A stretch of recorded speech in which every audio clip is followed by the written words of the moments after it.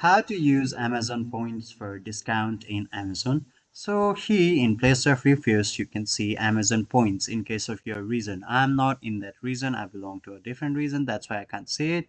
So if you got the Amazon point, you can simply check how much point you have got. So you can simply go ahead and add any item to your cart. You can view your cart by going to this cart section.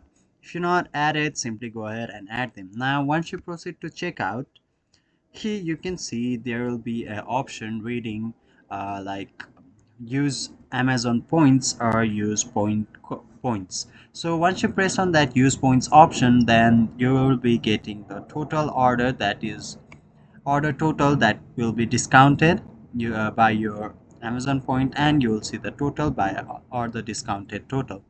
So that's the way how you use Amazon point for discount while purchasing item in this platform. So hopefully this video helps. Thank you.